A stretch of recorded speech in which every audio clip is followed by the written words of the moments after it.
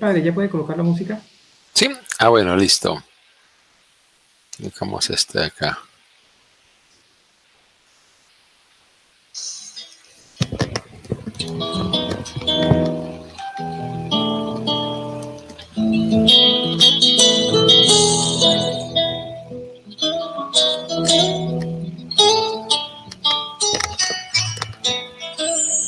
Quiero hablar de un amor infinito que se vuelve niño frágil, amor de hombre humillado. Quiero hablar de un amor apasionado, con dolor carga nuestros pecados. Siendo rey se vuelve esclavo, fuego de amor poderoso. Salvador, humilde, fiel, silencioso. Amor que abre sus brazos de acogida. Quiero hablar del camino hacia la vida. Corazón paciente, amor ardiente. Quiero hablar de aquel que vence a la muerte. Quiero hablar de un amor generoso que hace y calla amor a todos, buscándonos todo el tiempo, esperando la respuesta, el encuentro. Amor que abre sus brazos de acogida. Quiero hablar del camino hacia la vida. Corazón paciente, amor ardiente. Quiero hablar de aquel que vence a la muerte.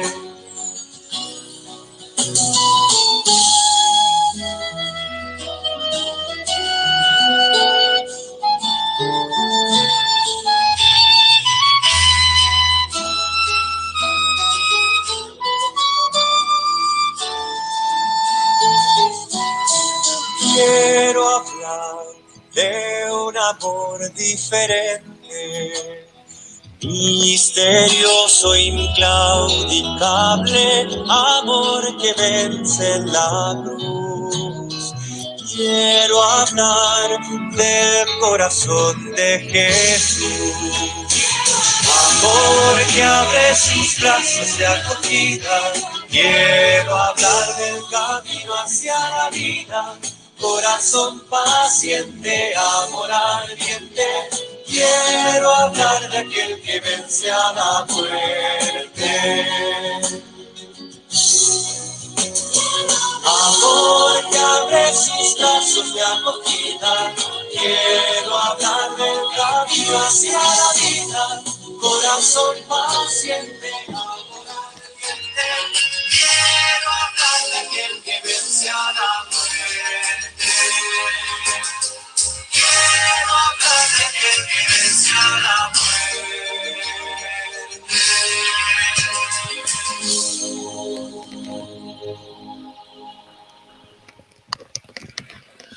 Buenas noches, amigos y amigas. Qué alegría estar de nuevo con ustedes en este espacio de reflexión y de formación en nuestra fe de lo que la Sagrada Escritura nos aporta. Primero, comienzo pues pidiendo excusas por nuestras ausencias en los últimos 2 lunes. El lunes, hace 15 días, tuvimos el inicio de la preparación a la consagración a la Virgen de Guadalupe y por ello no tuvimos este espacio. Y además estábamos el equipo de trabajo de la parroquia en ejercicio espiritual ignaciano de 8 días en Mensulí. Y hace 8 días pues viajé a Bogotá para ultimar las diligencias previas a mi graduación como doctor en filosofía, lo cual hoy tuvimos lugar en la Universidad Javeriana a nivel virtual, desde la parte virtual. Por lo tanto, pues yo quiero pues también hacer partícipe a ustedes, querida comunidad del Sagrado Corazón de Jesús, sea que estés aquí o estés en cualquier parte del mundo, pues de este logro académico, el cual no tiene otra finalidad sino seguir sirviendo más a esta parroquia del Sagrado Corazón de Jesús y servir más a nuestra iglesia. Por lo tanto, es un logro que es compartido con ustedes, al servicio también de ustedes. Vamos a iniciar nuestro momento de encuentro colocándonos en las manos del Señor e implorando su gracia y amor en nuestra vida, para que de verdad de esta experiencia de conocer internamente a Jesús, como dice San Ignacio, nos vaya transformando el corazón y nos ayude a hacer a ti y a mí más transparencia de Jesús en el mundo de hoy. En nombre del Padre, y del Hijo, y del Espíritu Santo. Amén. Amén. Nos ponemos en tus manos, Señor. Te pedimos que sigas orientando nuestros pasos y sobre todo nuestro entendimiento para que podamos enamorarnos más de ti desde el conocimiento y estudio de tu sagrada palabra, ahora estudiando lo que San Pablo tan bellamente nos dejó en los textos que estamos meditando de él y estudiando de él. Por Jesucristo nuestro Señor. Amén. Amén. Gloria al Padre, al Hijo y al Espíritu Santo, Como en como un en principio, ahora y siempre, por los siglos de los siglos. Amén. San Ignacio de Loyola ruega por nosotros. Bueno, mis queridos amigos, amigas, pues estábamos nosotros hace ya 3 semanas, qué pena, de verdad el tiempo pasa muy rápido, hablando acerca de la revelación que nos presenta San Pablo, o mejor dicho, lo que San Pablo capta es la revelación de Dios en él. Vamos a hablar de ese tema y le colocamos como este título para reflexionar y estudiar la revelación del Hijo de Dios en San Pablo. Y claro, y nos preguntábamos, pues, ¿cuál era la novedad de la salvación revelada en Pablo? Y bueno, y empezábamos con esta premisa, y es que después de 20 siglos o 21 siglos, la novedad de la salvación revelada en Pablo desde el punto de vista de la conciencia aún no es clara. Mira, y tal es así que aún hoy en nuestra iglesia tenemos en el modo de orar algunos elementos o muchos elementos que son del judaísmo que el mismo Pablo condenó. Pero lo interesante es que Dios es tan bueno, tan bueno, tan bueno, que funciona en nosotros, aunque nosotros a veces entendamos las cosas al revés. Por ello es muy importante que estudiemos este apartado acerca de qué es la revelación que Pablo nos presenta. Y es para entender también en dónde estamos y cómo funciona la salvación. Esto es un punto muy importante. Ahora, yo quisiera comenzar por vía negativa. Aquí estoy repasando lo que hace 3 semanas empezamos a mirar. Primero, ¿qué no es la novedad de la revelación que nos presenta Pablo? Es decir, cuando nosotros se nos habla de revelación, algo estamos entendiendo, algo estamos imaginando. Lo que yo les invito a ustedes es que ahorita comencemos pues preguntándonos qué no es la revelación. O sea, ¿qué no es lo que debemos imaginarnos acerca de la revelación? ¿Qué no es lo que pudiéramos entender en la revelación? Bueno, entonces vamos a empezar por ahí. Porque cuando nosotros decimos a Pablo le revelaron tal cosa, o sea, ¿qué es lo que a Pablo se le revela? Por eso, para entender más claramente qué es lo que a Pablo se le revela, empecemos por clarificar qué no es lo que a Pablo se le revela o qué no es la revelación en Pablo. Entonces decíamos hace 3 semanas, primero, no es llamar aparte a Pablo para decirle cómo es una cosa. No es que llega por acá y él es llevado aparte y allá pues aparece un personaje muy especial y le cuenta a Pablo cosas y Pablo entiende, escucha, capta cosas que alguien le dice. No, no es eso.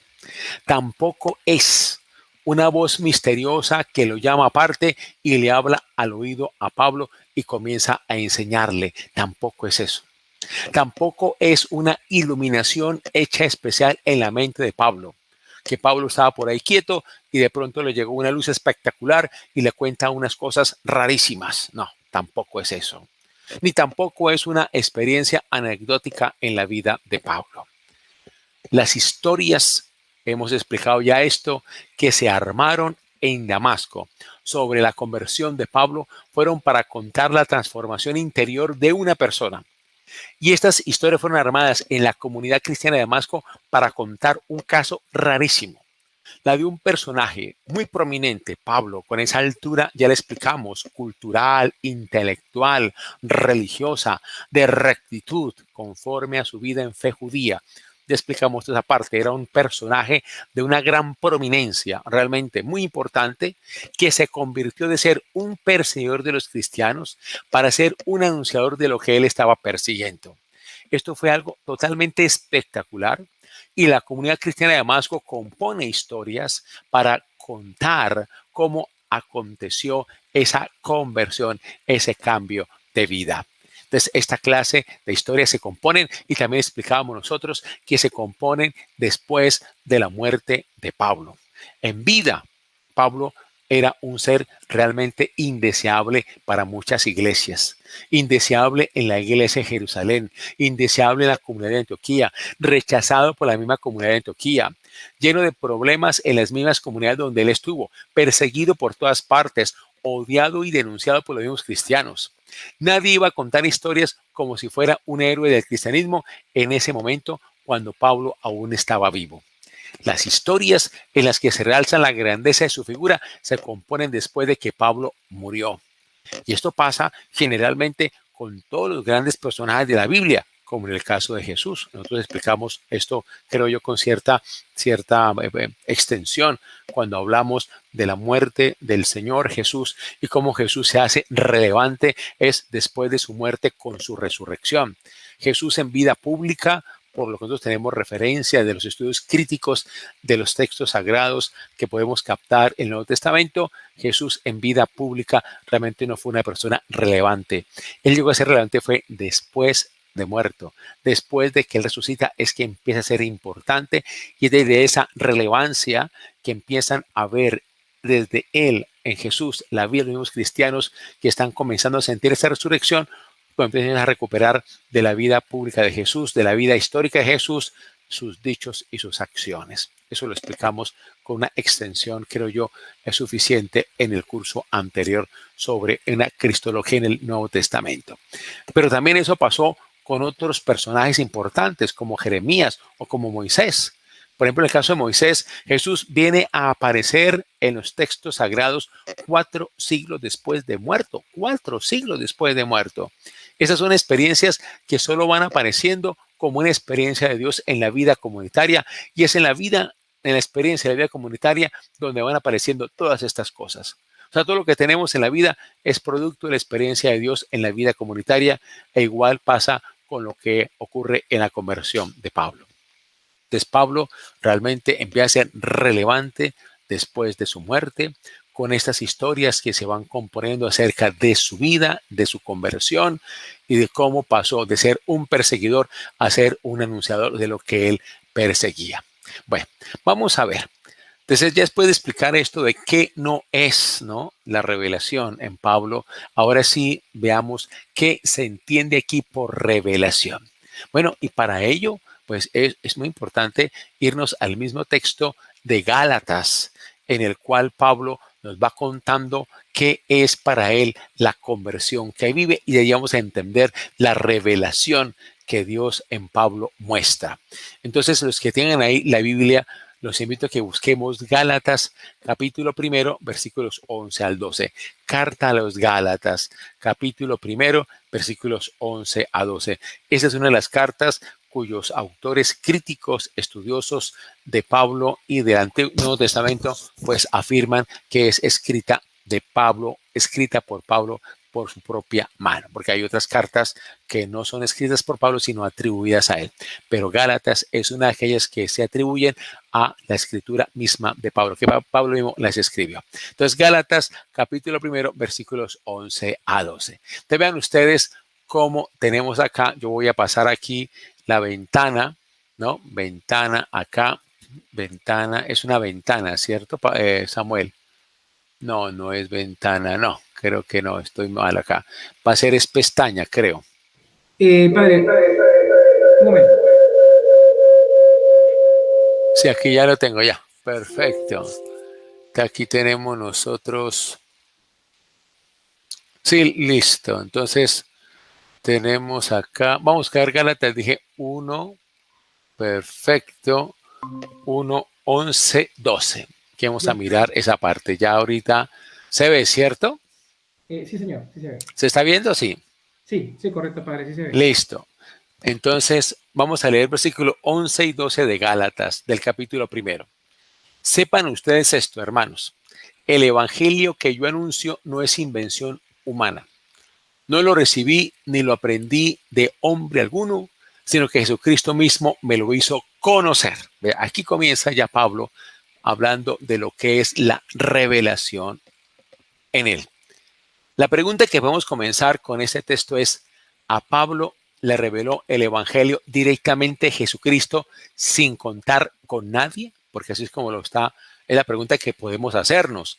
Sepan ustedes esto, hermanos, el evangelio que yo anuncio no es invención humana. No lo recibí ni lo aprendí de hombre alguno, sino que Jesucristo mismo me lo hizo conocer. Entonces, la pregunta que yo les quiero hacer ahora es que a Pablo le reveló el evangelio directamente a Jesucristo sin contar con nadie. O sea, que Jesucristo llegó y lo llamó por aparte y le contó lo que le tenía que contar. O él se le aparece una voz muy especial y le susurra al oído cosas muy raras o especiales a él aparte. Es que este ha sido el grave problema de interpretar cómo entender lo que es la revelación.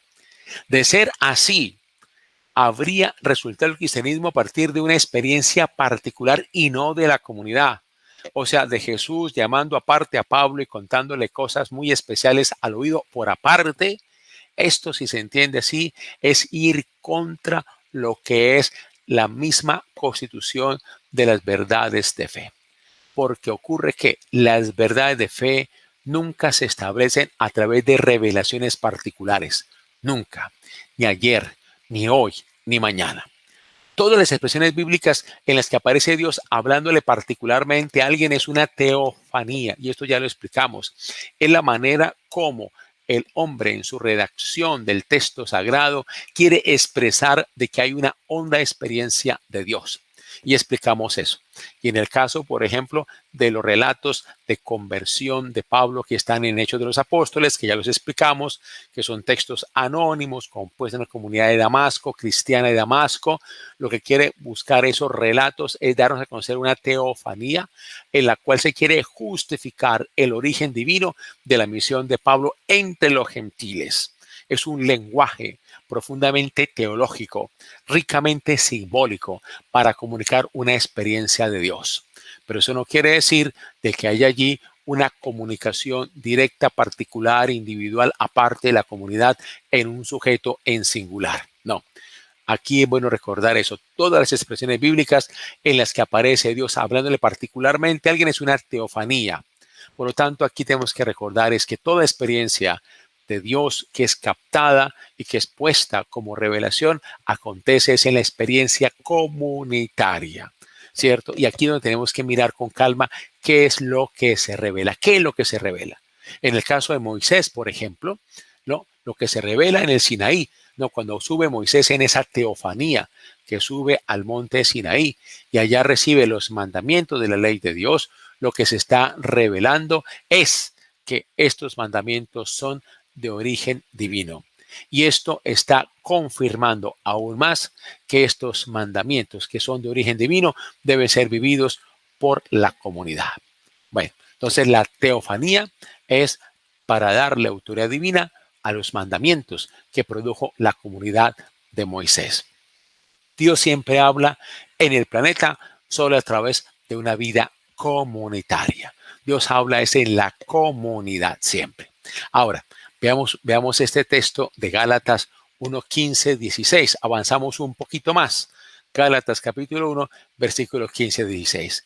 Dice acá: pero Dios, que me escogió antes de nacer y por su gran bondad me llamó, tuvo a bien hacerme conocer a su Hijo para que anunciara su evangelio entre los no judíos. Hacerme conocer a su Hijo, es decir, revelarme a su Hijo. Es decir, ahí está hablando de lo que es la revelación. ¿De qué revelación se trata? ¿Qué es lo que se está revelando? Y dice aquí adelante: y no fui entonces a consultar con ningún ser humano. Vamos a explicar esto muy bien para evitar una comprensión de la revelación en ese sentido que he dicho anteriormente que no se debe entender, como Dios que llega y llama aparte a Pablo y le dice unas cosas muy especiales, muy complejas, muy profundas, y llamándolo aparte le da a conocer cosas realmente espectaculares. No, vamos a entender en qué sentido aquí Pablo está diciendo esto que acabamos de leer.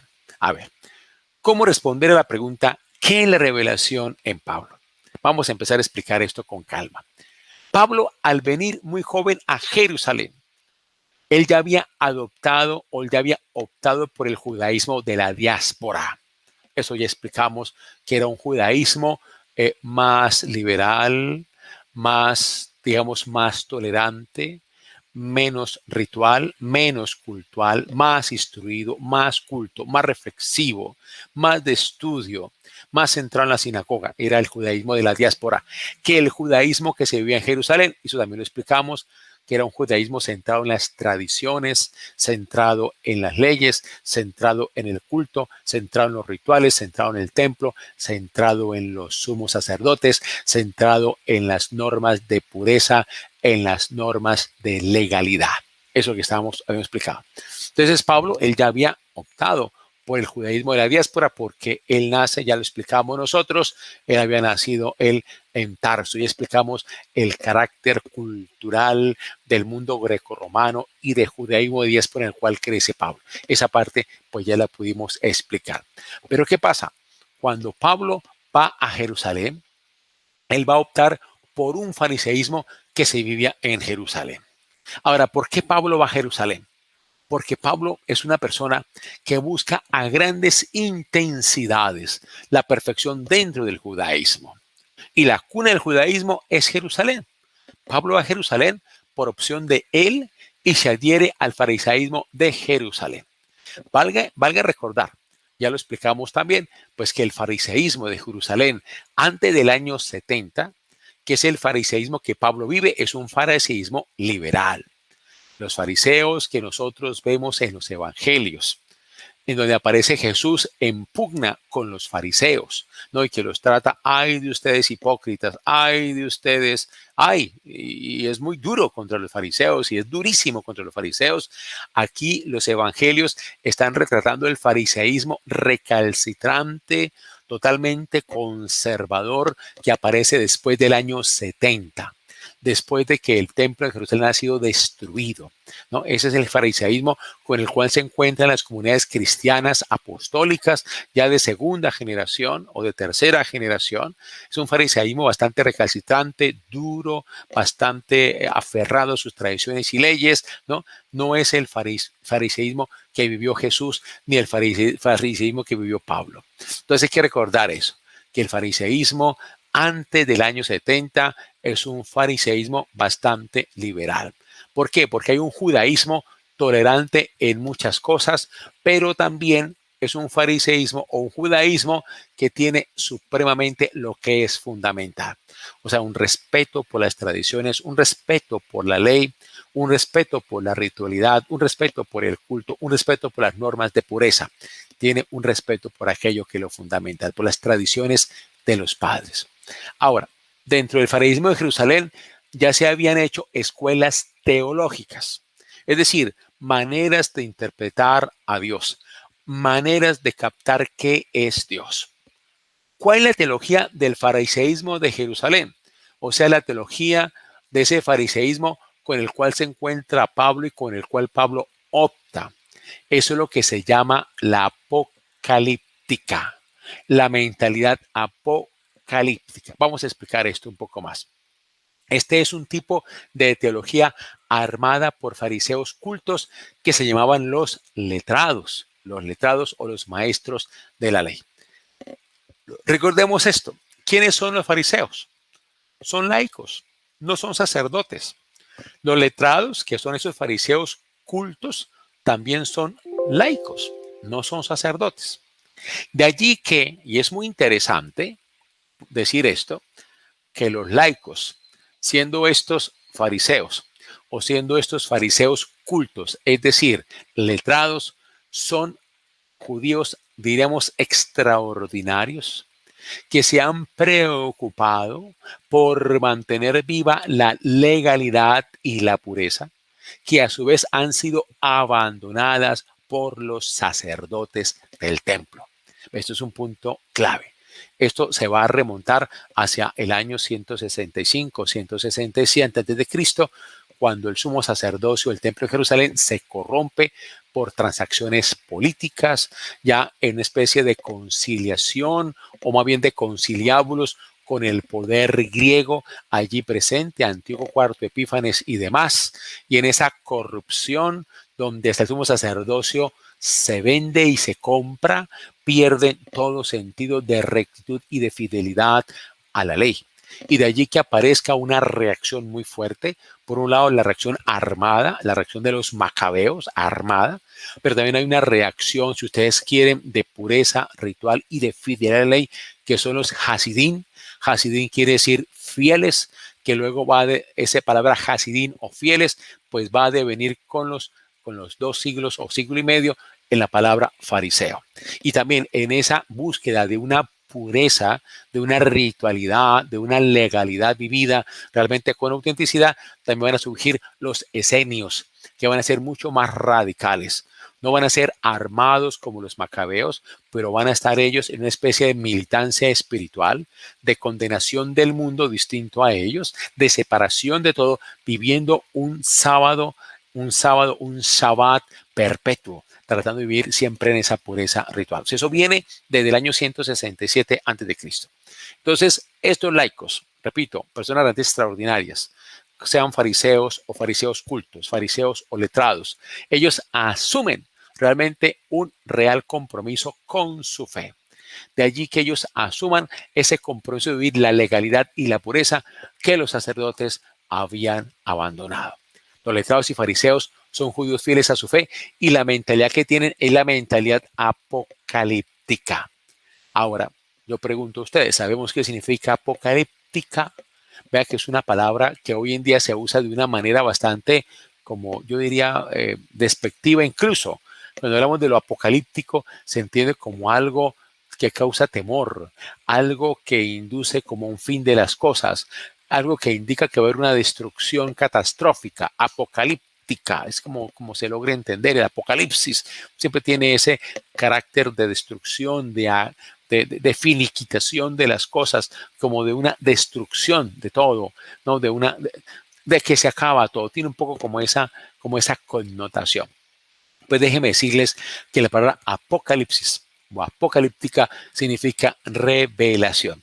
Si ustedes miran, por ejemplo, cómo traduce en inglés, en la Biblia en inglés, la palabra apocalipsis, ahí aparece el libro de la revelación. The Book of Revelation. Aparece así. The Book of Revelation. Aparece en las Biblias en inglés. Habla de revelación. A este tipo de fe se había hecho Pablo, a la fe apocalíptica, a la fe del apocalipsis. Lo que entiende Pablo por revelación no es lo que hoy entendemos por revelación, tú y yo, sino lo que entendían en esa época por revelación.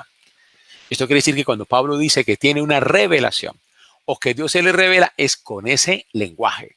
Por eso, cuando tú y yo, volviendo de nuevo aquí a nuestro texto, ¿no? de Gálatas, que estamos todos meditando acá, cuando dice aquí en el 12, que no lo recibí ni lo aprendí de hombre alguno, sino que Jesucristo mismo me lo hizo conocer, o que Jesucristo mismo me lo hizo revelar. Otra manera de decirlo, está él hablando de revelar en el sentido de la apocalipsis, de la apocalíptica. O en el versículo 15 y 16, cuando dice aquí Pablo, pero Dios que me escogió antes de nacer y por su bondad me llamó, tuvo a bien hacerme conocer a su Hijo. Otra manera de decirlo es, tuvo a bien hacerme revelar a su Hijo. Revelar. Entonces, cuando habla aquí de revelar, está hablando es de la manera como se entendía en la apocalíptica revelación. Es importante que tú lo tengamos muy presente. Entonces, no es lo que tú y yo entendamos hoy por revelación, sino lo que entendió Pablo en esa época por revelación, según la mentalidad apocalíptica que él asumió en el fariseísmo palestinense que estaba presente en Jerusalén. Bueno, entonces veamos esto. Y eso es importante recordarlo, porque revelación no quiere decir, ¿no? Lo que tú y yo queramos hacer, decir esa palabra, ¿no? Esto quiere decir que cuando Pablo dice que tiene una revelación o que Dios se le revela, es con ese lenguaje y no puede ser otro. No es el significado que nosotros podamos encontrar en un diccionario de teología sobre lo que es la revelación. Para entender qué se entiende por revelación en esta época, hay que preguntar qué se entiende por apocalíptica, que es el término acuñado en esa época para significar qué es la revelación. ¿Qué es la revelación en esta época? En esta época se entiende por revelación una manifestación espectacular de Dios acerca del fin del mundo. A ver, yo quiero esto, vuelvo a repetir. ¿Qué se entiende por revelación en esta época de la mentalidad apocalíptica?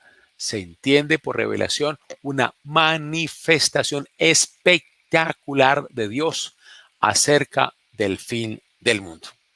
Ahora bien, ¿qué entienden aquí por el fin del mundo? Ojo con esto. Aquí, a ver, los que nos gustan mucho las películas de Hollywood que hablan del fin del mundo y de la destrucción de un planeta y de la total destrucción o aniquilamiento de una parte del cosmos, ojo con lo que aquí voy a explicar. ¿Qué entienden aquí en la apocalíptica por el fin del mundo? El fin del mundo se entiende como el fin del antiguo eón, es decir, el fin de la antigua época. La palabra eón quiere decir época. Y con el fin de este antiguo eón o con el fin de esa antigua época, se da el inicio, el principio de un nuevo eón o de una nueva época. En tiempos de Jesús y de Pablo estaban los fieles judíos en una gran expectativa porque se iba a presentar una ocasión en la que Dios iba a revelar de modo espectacular el fin de la era del mal y el inicio de la era del bien o de salvación. Por ello, para ellos la salvación no es que se muera uno y se va para la vida eterna. No.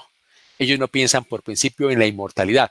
Ellos piensan en una época de una tal estabilidad en Israel que nadie persiga a nadie, que no haya injusticia, que no haya mal contra nadie, que no haya violencia. Es decir, de una época donde no exista la muerte violenta, donde no exista la aniquilación del hombre por el hombre. Eso es lo que está pensando en ese momento el pueblo judío. El fin de todo mal, el fin de toda violencia, el fin de toda destrucción del hombre por el hombre para llegar a una época de estabilidad tal donde nadie persiga a nadie, donde nadie sea injusto con nadie, donde nadie le haga mal a nadie, donde nadie violente a nadie. Eso es el punto. Vean, es una situación de una mansedumbre tal, como los profetas lo describieron en sus textos. Recordemos muy bellamente cómo lo presenta Isaías cuando habla de que los alacranes no pican, que las culebras tampoco pican, que los terneritos duermen con los leones, que el niño mete la mano en la cueva de la aspid y no va a ser mordido. Es decir, todo el mundo vive en paz, todo el mundo es pacífico, nadie le hace daño a nadie. Con este nuevo eón, esta nueva época, se buscaba de una manera preciosa simbolizar una época de una gran limpieza y honestidad de costumbres. Eso era el nuevo eón, esa era en la nueva época, el nuevo principio. No era la destrucción cósmica, no, era una transformación total de la realidad humana. Eso era el punto, eso era el punto. Bueno, eso era lo que esperaban. Y ellos esperaban que esto se iba a revelar de un modo, de un momento a otro. Eso es lo que ellos esperaban. Y vean que por lo que vamos entendiendo, lo esperaban con gran ansia. Los judíos fieles no tenían miedo a ese fin de la antigua época e inicio de la nueva época. Ya por lo que hemos dicho, si es una época de tal paz que se va a inaugurar cuando acabe la antigua época de violencia y de muerte, los judíos fieles estaban totalmente expectantes, ansiosos, deseosos de que llegara ese nuevo eón. No era tiempo de miedo ni de terror.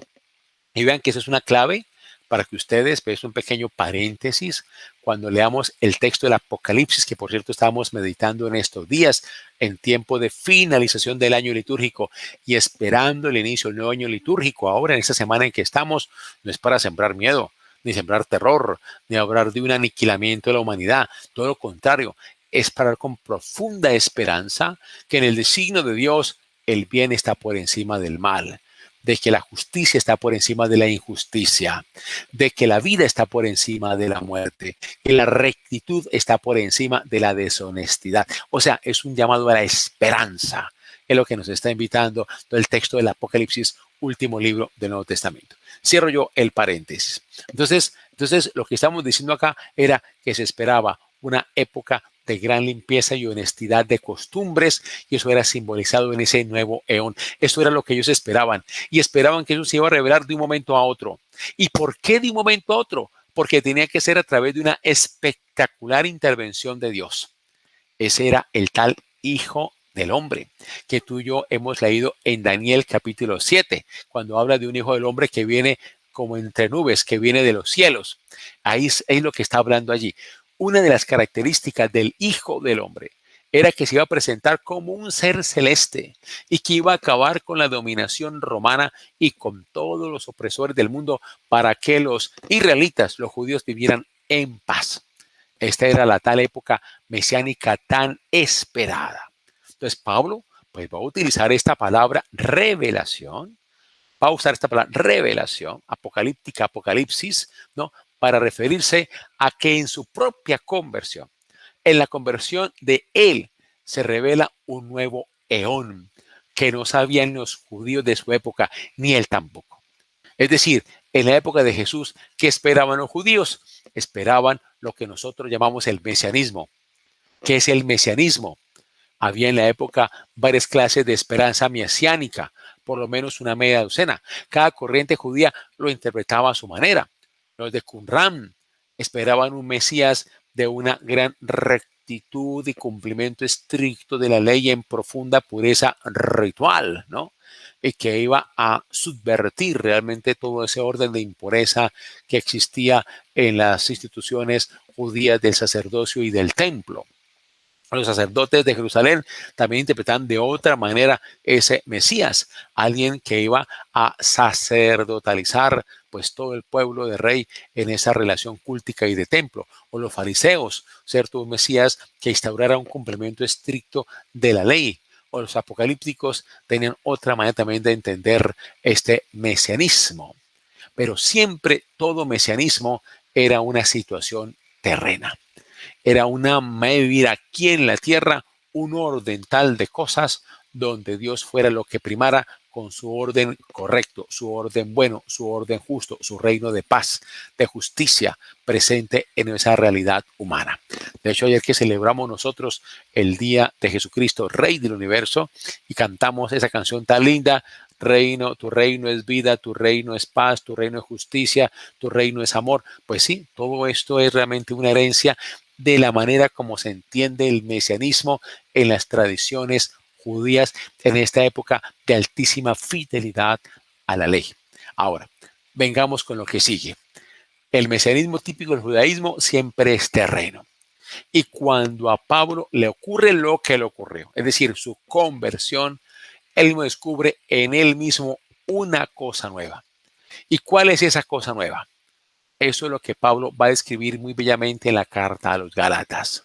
Es decir, que ese nuevo eón, ese nuevo orden de cosas, no se va a dar por un Mesías que llegue a instaurar un orden terreno, donde ya se dé la justicia y la estabilidad y la paz y la no violencia, sino que ese nuevo eón es una profunda conversión de la persona en lo más interior de sí mismo por la acción de Cristo resucitado, que lo convierte en un crucificado. Eso es lo que Pablo va a descubrir. Ese va a ser el nuevo eón, que es el que va a descubrir. Esa es la nueva cosa que él va a descubrir en sí mismo cuando le ocurre lo que le ocurrió, es decir, cuando le ocurre su conversión. Y esto Pablo lo va a describir muy bellamente en la carta a los Gálatas, con una lógica impecable. Pablo describe en esta carta a los Gálatas, o escribe esta carta a los Gálatas, lo que a él le ocurrió, porque los Gálatas estaban diciendo que lo que Pablo estaba anunciando no era el verdadero evangelio. Y a Pablo le llega esta noticia quien estaba lejos. O sea, eso le causa una gran tristeza a Pablo al oír esta noticia. Unos falsos cristianos habían llegado a Galacia, donde Pablo había predicado el evangelio y habían echado por el suelo lo que Pablo había predicado. Pablo estaba lejos, estaba en Éfeso. Si aquí me permiten, yo les voy a compartir a ustedes. Les voy a compartir, les voy a compartir a ustedes, un mapita como para ubicarnos un poquito. Un mapita, a ver, muestra, a ver. Aquí lo tenemos, aquí lo tengo. Aquí está, para que ustedes vean este mapita, ¿cierto? Mira, aquí nos ubicamos, esto es lo que hoy es Turquía, ¿no? Y en tiempo de Pablo era Asia Menor. Esta es la parte de Turquía, lo que estoy usando aquí yo con mi ratón. Turquía. Aquí estaría Damasco, ¿no? Donde se convirtió Pablo. Aquí tenemos a Jerusalén. Aquí tenemos en esta partecita de aquí, tendríamos todo lo que sería Palestina en esta parte. Vean cómo es de chiquitica Palestina, chiquitica, casi nada, ¿no? Pequeñita, Palestina. Bueno, aquí tenemos Turquía. Aquí tendríamos nosotros lo que sería Macedonia. Aquí estaría lo que es Grecia. Aquí estaría lo que es Italia. Pues bueno, vean ustedes las dimensiones. Galacia es esta región, más o menos centro-norte de Turquía, más o menos, Asia Menor. Y vea dónde está Éfeso, vea dónde está aquí. De aquí, de Éfeso, ¿no? Hasta Galacia. Estamos hablando de unos 800 kilómetros de distancia. O sea, imagínense en eso, en ese tiempo, recorrer esa gran distancia, cuánto le tomaba a una persona. Bueno, entonces, ¿qué es lo que va a hacer aquí Pablo? Pablo se siente pues bastante triste, está muy lejos. Entonces, para explicar lo que es el evangelio, les cuenta lo que a él le sucedió en su conversión. La conversión es el acontecer de Dios en su vida. Y toda persona tiene derecho a anunciar lo que le ocurrió como experiencia de Dios. Y para anunciar esa experiencia no tiene que preguntarle a nadie. Toda persona tiene derecho a anunciar lo que usted es, y con base en esto Pablo anuncia lo que consiste o en qué consiste lo que le revelaron. Eso es lo que pasa con Pablo. Y por eso, pues Pablo, y aquí vamos a mirar pues la frase como la vamos a entender nosotros. Volvemos de nuevo al texto bíblico que ahorita yo les mostraba a ustedes, el texto de Gálatas. Por eso dice aquí Pablo, en ese texto, dice acá, no fui entonces a consultar con ningún ser humano. La frase final. Y no fui entonces a consultar con ningún ser humano. Frase final del versículo 16. ¿Qué es lo que está diciendo con esto? Que él va a contar su experiencia de conversión. Va a contar lo que en él ocurrió. Va a contar lo que Dios hizo en él. Y él tiene todo el derecho de darlo a conocer, ¿cierto? Sin tener que pedirle permiso a nadie. Ese es el punto. Entonces vean que no está diciendo acá que fue que Dios lo llamó aparte y le dijo un poco de cosas rarísimas y especiales y complejísimas, cuento aparte, como para que él llegara y las contara. No, lo que está es dando a conocer cómo Dios actuó en su vida, lo transformó interiormente y por eso lo hace con todo derecho porque es la experiencia de Dios en él. Bueno, entonces si quieren, vamos a dejar aquí. Porque yo tengo ahorita una reunión de comunidad jesuita y es bueno estar en esos espacios de encuentro con mis hermanos jesuitas, pero te vamos a dejar acá, por lo menos para que vayamos entendiendo un poco de qué revelación se trata cuando hablamos de la revelación de Dios, del Hijo de Dios en Pablo. Pero vamos a ir entendiendo esto. Bueno, yo quisiera, antes de despedirme, invitarlos encarecidamente a que nos pongamos, ustedes tan queridos, sea que estén aquí en Bucaramanga, sea que estén en Colombia o en otros países, porque hay gente de otros países que también nos están siguiendo, que con nuestra parroquia se nos vinculen con el modo bingo virtual solidario. Bien, hemos motivado este bingo porque realmente nuestra parroquia pues sigue una actividad evangelizadora social muy importante y para poder hacer esta misión necesitamos ciertamente recursos. Y el fin de este bingo es para eso, para seguir sirviendo en nuestra parroquia. Yo quisiera pues agradecer a aquellos que generosamente han contribuido con este bingo, donando dinero o donando regalos. De verdad, vamos a tener unos premios, pero buenísimos. El premio mayor es $1.000.000 en efectivo. El segundo premio es un televisor marca Calei de 32 pulgadas, pantalla LED, última tecnología.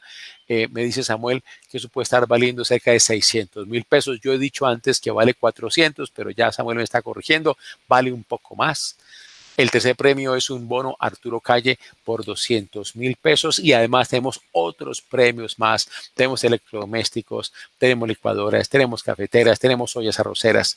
Tenemos de verdad muchos premios muy, muy buenos, de verdad. Hay una linda imagen de San José con el niño en brazos, una imagen lindísima de la Virgen María. Tenemos parlantes Bluetooth. O sea, Dios ha sido muy bueno y a través de ustedes que han sido generosos, han hecho llegar esos regalos o esos premios para compartirlos en este bingo. Entonces, la invitación es a que nos colaboren comprando los cartones del bingo. Vamos a sacar 1,000 cartones, esa es la meta. Y vamos a sacar 1,000 cartones a un precio de 20,000 pesitos cada uno. ¿Cómo lo puedes adquirir? De dos maneras. Viniendo al despacho parroquial, horario de oficina de 8 a 12, 2 a 6 y compras tu cartón, o por la página web www.sagradocorazonbucaramanga.com.